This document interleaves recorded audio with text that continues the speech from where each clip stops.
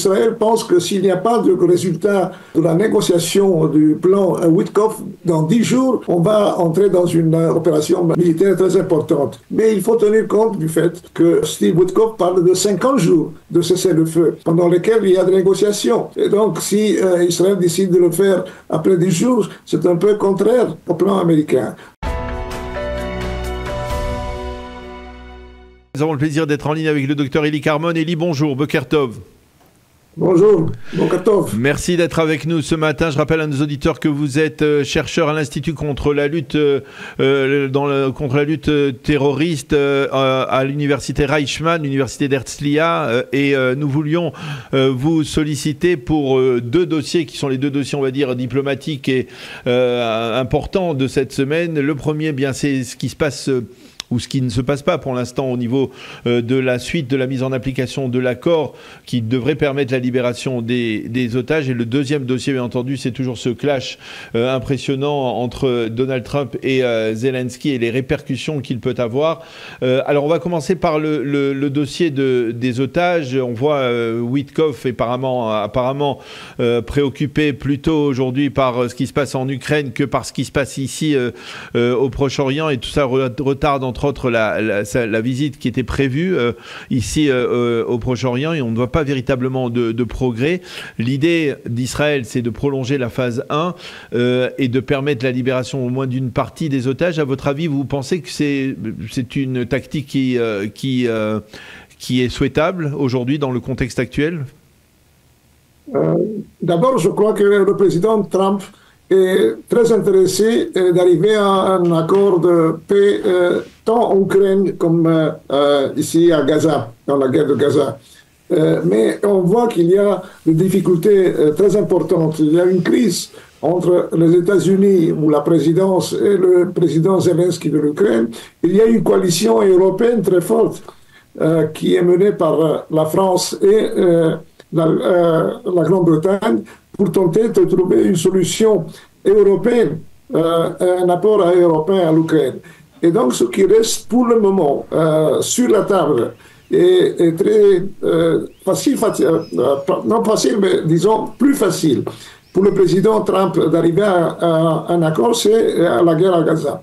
Parce qu'aujourd'hui, justement, il y a la grande conférence des chefs d'État arabes qui doivent présenter à Trump une proposition très importante qui a, je crois, deux parties. Une partie se réfère à la fin de la guerre à Gaza, qui n'inclut pas justement, ou qui s'oppose à l'exclusion des Palestiniens de Gaza, comme le président Trump a proposé il y a quelques semaines, et un plan de paix avec Israël qui serait un plan plus important, plus facile pour être accepté par Israël, une continuation du plan de paix saoudien qui a été construit par un plan arabe, et maintenant il y a un nouveau plan arabe.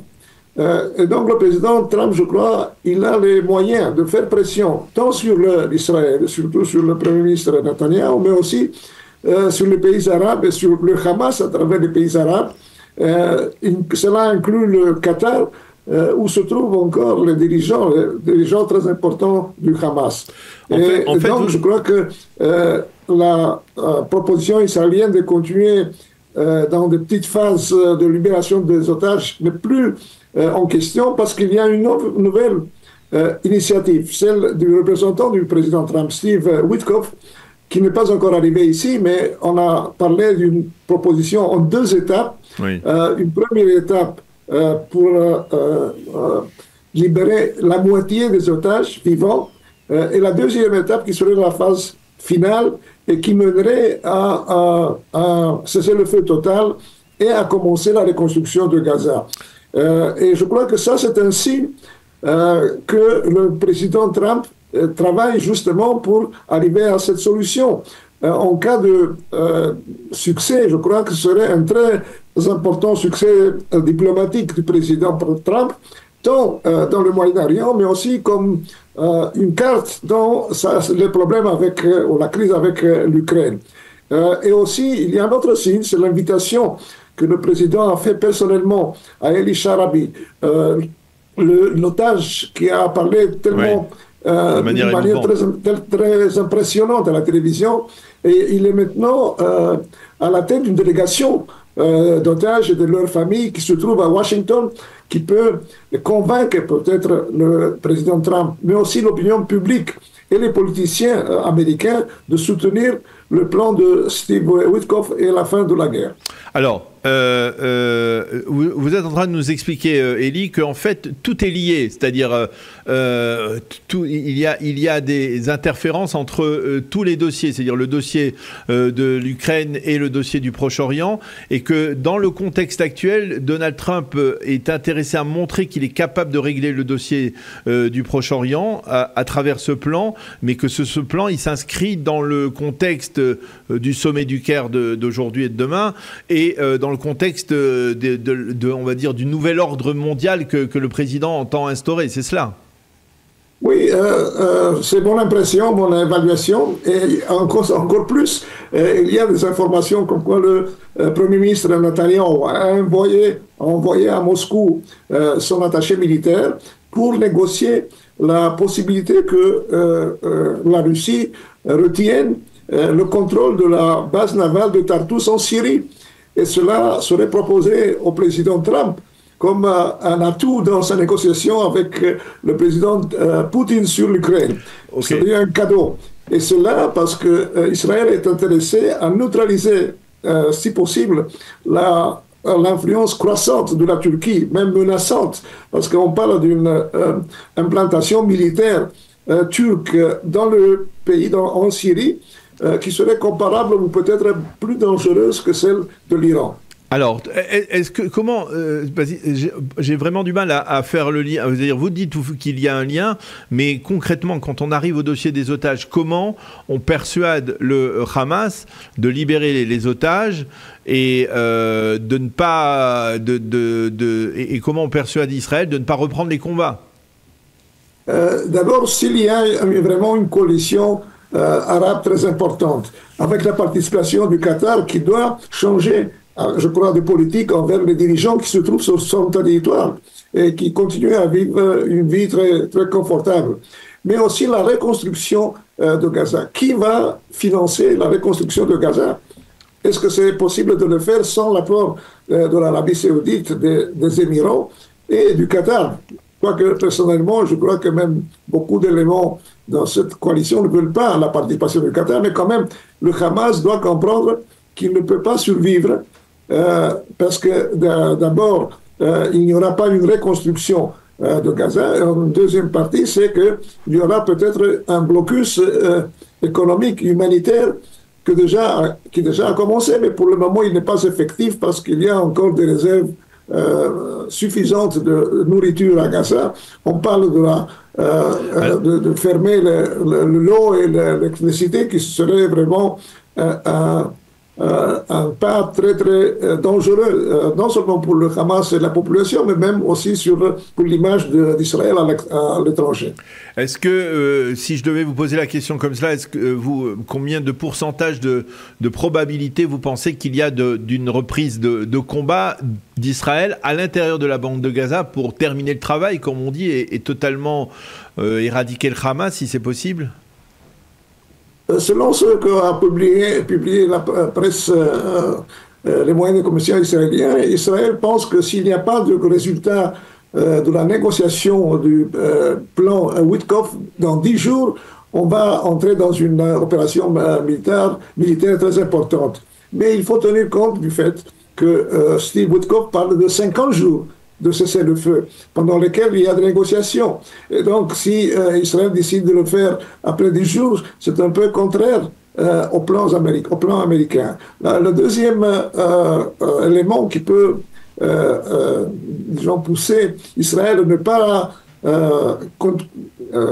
pas ouvrir une action importante militaire, c'est que demain ou après-demain, pratiquement demain, c'est le nouveau chef d'état-major, le général Lamir, qui prend le commandement de l'armée, et donc il doit quand même d'abord être sûr qu'il connaît tous les plans qui ont été préparés par le commandement du général Alevi, Et aussi, il y a des problèmes personnels qui seraient les chefs militaires, chefs de division, le chef de commandement du Sud.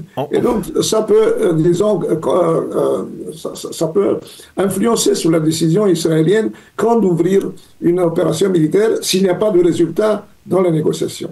En fait, vous dites que les Israéliens ont tout intérêt, pour les raisons que vous avez évoquées, le changement de chef d'état-major en particulier, de suspendre, de surseoir à une opération militaire et d'attendre de voir comment les Américains essayent de débloquer une situation qui, pour l'instant, semble être dans l'impasse. C'est ça? Oui, et ça aussi est relié au plan de paix arabe. Ce que propose pour le moment, on ne sait pas exactement quels sont les détails. Il y a une proposition égyptienne qui est considérée trop favorable au Hamas, mais il y a quand même la position de l'Arabie Saoudite et des Émirats. Et donc, on va voir qu'est-ce que suivra cette proposition au moment où elle sera publiée et surtout passée à l'administration américaine. Alors, je voudrais avoir votre appréciation maintenant sur ce clash entre Zelensky et Donald Trump et sur ses répercussions. Comment vous, vu de Tel Aviv, vu de votre expérience, vous considérez ce qui s'est passé et quels sont les changements auxquels il faut s'attendre? On dit peut-être de ces changements tectoniques, on parle dans les relations internationales autour de cette affaire. Je vois de nouveau une parallèle parce que les États arabes se sont unis justement pour ne pas accepter ou pour rejeter le plan de Trump sur l'exclusion de la population palestinienne et la transformation de Gaza dans une rivière à riches. Et les mêmes sur le plan européen, c'est-à-dire les pays de l'Europe, la grande majorité, et c'est surtout les trois puissances ou quatre puissances, la Grande-Bretagne, la France, l'Allemagne et peut-être l'Italie, ont décidé de faire face à la politique américaine qui est vraiment met dehors non seulement les intérêts de l'Ukraine, mais trahit en grande partie la coalition transatlantique. Et on a vu qu'il y a eu le sommet des pays européens. Et il y a une coalition qui s'est formée, la Coalition of the Willing, ceux qui veulent changer la donne, c'est-à-dire aider directement l'Europe qui doit aider l'Ukraine en plaçant sur le territoire ukrainien des forces militaires pour assurer un cessez-le-feu permanent et empêcher une nouvelle agression de la Russie. Et donc, on va voir dans les prochains jours comment ça va se passer sur le plan de relations entre Trump et les dirigeants européens. Mais en même temps, on voit qu'il y a aussi la question du Moyen-Orient. Ce n'est pas seulement la question de Gaza, c'est tout le contexte moyen-oriental et aussi sur le fond du problème du projet nucléaire iranien qu'on a un peu oublié. Et tout ça doit se résoudre peut-être dans les prochains jours ou prochaines semaines. Votre estimation personnelle, Donald Trump peut continuer à gérer la politique internationale à coup de menaces, de pression aussi solide, aussi féroce? Si la coalition arabe a réussi à arrêter le plan grandiose du président Trump, et si l'Europe réussit à convaincre non seulement le président, mais aussi le Congrès américain et l'opinion publique américaine, donc on dit par exemple que le terme utilisé par le premier britannique, Coalition of the Willing, c'est la coalition de ceux qui veulent participer à cette coalition, c'est un message au peuple américain, aux dirigeants politiques américains que l'Europe a participé à la guerre de l'Irak en 2003 à côté des États-Unis. Donc les États-Unis doivent prendre en considération aussi l'apport, l'influence européenne dans tout ce qui se passe, surtout sur le continent européen. Oui, il y en a qui diront que l'Europe ne représente plus grand-chose, surtout pas face à une Amérique qui paraît aussi puissante que celle de Donald Trump. Oui, mais il y a des plans peut-être maintenant européens disons, de former ou de constituer une force militaire unie européenne. C'est un sujet qui est depuis 10, 15 ans sur la table et n'a pas été résolu. Il y a le problème de voir quelle serait la relation entre les pays européens et l'OTAN. Parce que dans l'OTAN, c'est les États-Unis qui conduisent pratiquement sur le plan militaire. Même le Canada s'est ajouté maintenant à la coalition européenne. Et on sait qu'il y a un conflit aussi entre le Canada et les États-Unis. Donc c'est un cadre très complexe, très sensible et assez difficile à résoudre. Mais moi j'espère que finalement les conseillers du président Trump le convaincront qu'il doit peut-être changer un peu, non peut-être tellement de stratégie comme de tactique. Disons, du point de vue politique, comment se comporter avec des alliés fidèles qui, depuis des décennies, sont les meilleurs amis des États-Unis dans le monde.